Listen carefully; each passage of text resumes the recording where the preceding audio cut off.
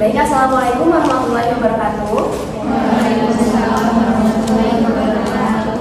Kami dari kelompok 1 di sini akan memaparkan hasil makalah kami mengenai kerusakan bahan pangan akibat aktivitas biologis pada daging. Adapun di sini anggota kelompok kami yaitu ada Dina Syariah Mutia, Najur Maisa, Nazrina Gazali Firmansyah, Tarisa Arsatin, Denitra Novia Adisti, Nur Aina Nisa, dan Salma Yanina. Jadi selanjutnya adalah latar belakang. Teman-teman di sini pasti sudah tidak asing lagi dengan kalimat atau kata kerusakan bahan pangan. Nah, jadi kerusakan bahan pangan ini adalah suatu proses yang mengakibatkan perubahan sifat baik secara kimia, fisik, atau sensorik yang mengakibatkan bahan pangan tersebut tidak diterima atau ditolak oleh masyarakat. Nah, teman-teman di sini tahu nggak sih kalau misalnya semua bahan pangan yang sudah disembelih dan sudah dipanen itu pasti akan mengalami kerusakan bahan pangan. Nah, cepat atau lambat suatu bahan pangan mengalami kerusakan bahan pangan itu dipengaruhi oleh jenis bahan pangan tersebut dan bagaimana cara penyimpanannya. Lalu di sini ada juga indikator kerusakan bahan pangan itu bisa dilihat dari teksturnya, bentuknya, konsistensi, bau, rasa, warna, dan lain-lain. Penyebab kerusakan bahan pangan ini terbagi menjadi 3 kelompok yang pertama ada secara biologis, lalu kimia, dan fisik. Nah, di sini bahan pangan yang kami angkat ini adalah daging. Kenapa? Karena sebenarnya bahan pangan yang memiliki nilai gizi yang tinggi itu lebih cepat mengalami kerusakan bahan pangan. Nah, salah satu bahan pangan yang tinggi akan nilai gizi itu di sini adalah daging. Nah, teman-teman tahu nggak sih kenapa malah bahan pangan yang tinggi akan nilai gizi yang menjadi bahan pangan yang lebih cepat untuk mengalami kerusakan bahan pangan? Di sini kami akan membahas bagaimana kerusakan bahan pangan tersebut terjadi pada daging. Baik, selanjutnya. Ini adalah rumusan masalah yang kami buat. Yang pertama itu apa penyebab kerusakan bahan pangan. Yang kedua, bagaimana karakteristik kerusakan bahan pangan. Lalu yang ketiga ada bagaimana kerusakan bahan pangan yang terjadi pada daging. Baik, selanjutnya itu ada kerusakan bahan pangan secara biologis. Kerusakan bahan pangan secara biologis ini merupakan kerusakan yang diakibatkan atau yang disebabkan oleh mikroorganisme seperti hama, ragi, jamur, dan bakteri. Nah, untuk bakteri ini biasanya akan merusak makanan yang banyak mengandung protein dan kadar air yang tinggi. Untuk kapal itu biasanya akan merusak bahan makanan yang banyak mengandung pektin, pati, dan selulosa. Dan untuk ragi itu biasanya akan merusak bahan pangan yang banyak mengandung gula. Lalu selanjutnya faktor kerusakan biologis itu yang pasti berasal dari makanan itu sendiri. Selain itu ada juga faktornya berasal dari tanah, suhu, air, dan serangga. Nah, serangga ini biasanya merusak bahan pangan kayak sayur-sayuran, buah-buahan, umbi-umbian, biji-bijian. Gigitan dari serangga inilah yang akan membuat bahan pangan tersebut terkontaminasi. Lalu selanjutnya faktor yang mempengaruhi pertumbuhan mikroba, yaitu ada faktor intrinsik dan ekstrinsik. Untuk intrinsik itu ada kadar pH, kandungan air, nutrisi tanah, dan yang untuk ekstrinsik itu ada suhu, oksigen, dan penanganan pangan.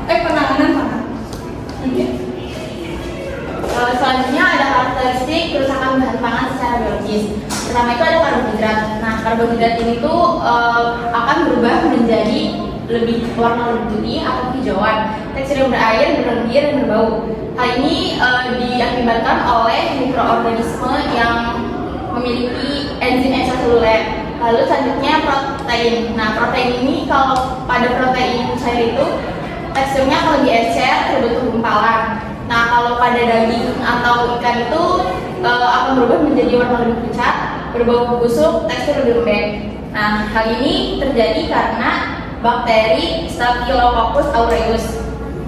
Terus kalau misalnya ikan sama daging itu berubah karena adanya perombakan protein menjadi amoniak. Selanjutnya ada lemak. Lemak itu memiliki warna yang kuning, menggumpal, bau tengik, dan rasanya asam. Pada lemak ini, bau tengik diakibatkan oleh aktivitas enzim, aktivitas mikroba, dan oksidasi di udara. Lalu selanjutnya ada gula, menjadi asam dan menimbulkan gas. Pada jus juga terdapat gumpalan. Rasa asam yang dihasilkan ini karena fermentasi pada suhu 35 sampai 45 derajat Celcius. Karena pada suhu 35–45 ini akan membuat subur si bakteri sama raginya tersebut. Lalu buah-buahan akan berubah menjadi warna lebih gelap, berair, bertekstur lembek.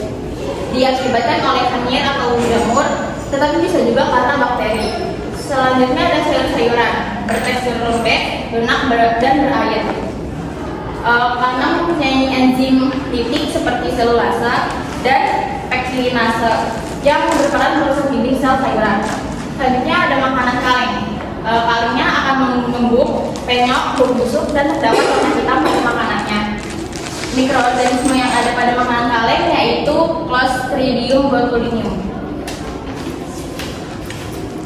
Selanjutnya ada kerusakan bahan pangan secara biologis pada daging.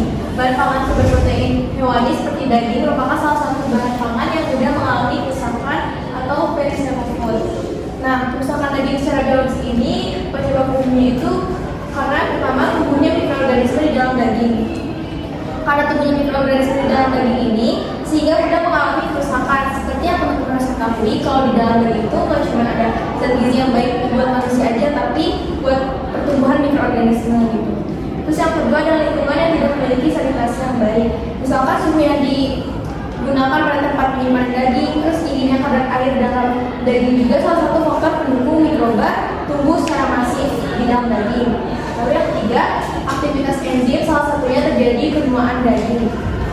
Karena adanya aktivitas enzim maka terjadi penuaan daging, ditandai warnanya berubah, terus aromanya juga berubah, teksturnya juga berubah. Kalau untuk tekstur itu jadi lebih lembek, kalau aroma itu jadi bau busuk, dan warna itu jadi lebih pucat gitu karena ada perubahan protein jadi amonia gitu. Terus yang keempat, serangga hama seperti cendawan, tikus, dan tungau. Jadi serangga hama itu menyerang bahan pangan sebagai parasit sehingga dapat menyebabkan penurunan kualitas bahan pangan gitu. Bahan pangan yang terserang berupa tungau ini akan memiliki bau manis seperti bau mint gitu. Nah, kalau tikus itu kan mengeluarkan bau yang nggak sedap ya, seperti kita ketahui gitu, tikus itu hidupnya aja di tempat yang kotor, jorok, sehingga dia bawa bakteri dalam tubuhnya dan juga urin. Selanjutnya akan dibacakan oleh. Nah, selanjutnya ini dari Toletek. Cuma kita bakalan ngasih tips untuk ngatasin kalau misalkan daging itu udah mengalami kerusakan secara biologis tadi oleh serangga khususnya. Nah, yang pertama itu kita cuci dulu dagingnya, lalu kita usahain potong bagian yang udah mengalami kerusakan tadi. Itu bertujuan supaya yang rusak tadi itu nggak menyebar ke wilayah yang lainnya. Nah, kalau misalkan udah dipotong, bisa disimpan di tempat yang lebih higienis dan disarankan langsung dikonsumsi. Selanjutnya untuk kesimpulannya, seperti yang kita ketahui bahwa pangan itu merupakan salah satu kebutuhan yang paling mendasar bagi setiap manusia. Namun tidak dapat dipungkiri sama halnya seperti benda-benda lain, pangan pun dapat mengalami kerusakan. Nah, kerusakan pangan ini jika dikelompok menjadi 3 kelompok besar itu dikarenakan kerusakan biologis, fisika, dan kimia. Nah, kerusakan biologis sendiri itu juga dikelompokkan kembali menjadi 3, yaitu dikarenakan aktivitas enzim, organisme, dan serangga.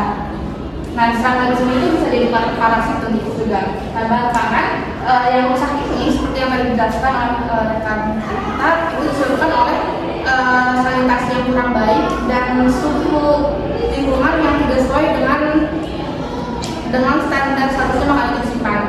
Nah, kerusakan bahan pangan pada daging sendiri secara biologis itu disebabkan karena tumbuhnya mikroba daging yang tidak memiliki sanitasi yang baik. Aktivitas enzim seperti aktivitas enzim enogen yang membuat terjadinya penuaan daging ditandai dengan berubahnya warna. Jadi ini adalah data pustaka yang kami gunakan untuk menyusun makalah ini. Selanjutnya, ini dokumentasi yang kami lakukan saat pengerjaan. Dan sekian dari kami. Selanjutnya, sesi kuis. Yang pertama, kerusakan bahan pangan secara biologis itu bisa disebabkan oleh hewan apa?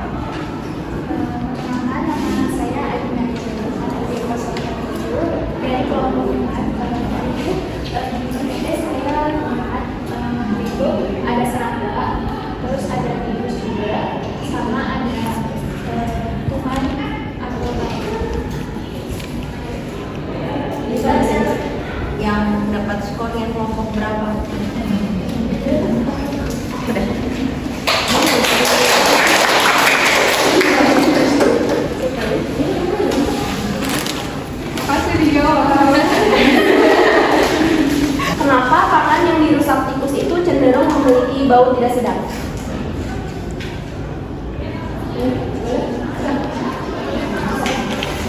Kisha.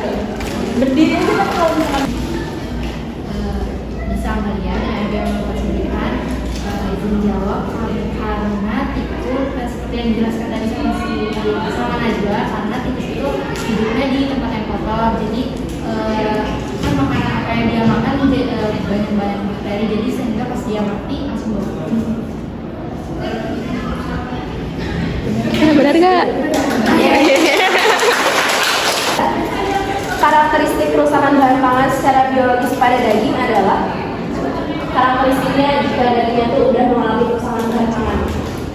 Kayak gitu. Umi. Boleh tuh yang kayak Bukan kerusakan bahan pangan, dagingnya karakteristik daging.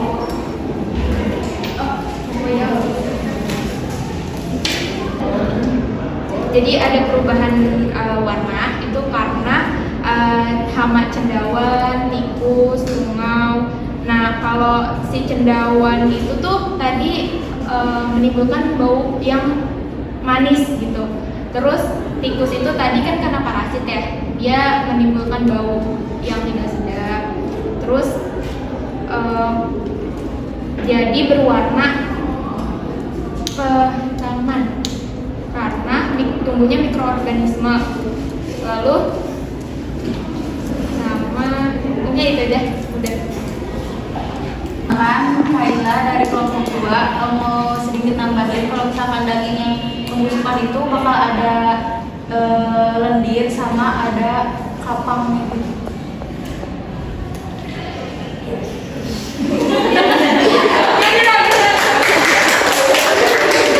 Sudah mengalami kerusakan dan kenapa daging termasuk bahan pangan tersebut? Apa istilah bahan pangan yang mudah mengalami kerusakan dan kenapa daging termasuk ke bahan pangan yang mudah mengalami kerusakan? Dari kelompok 2, jadi bahan pangan yang mudah mengalami kerusakan itu disebut perishable food. Terus kenapa daging? Karena daging nilai zat gizinya itu tinggi. Ya betul. Bagaimana cara menangani jika terjadi kerusakan daging oleh serangga? Aku. Jadi tadi kan beda sempat nama namanya dari kelompok 3. Tadi kan beda sempat menjelaskan tuh tipsnya gimana kalau misalkan daging itu udah mengalami kerusakan dari biologis atau dari serangga.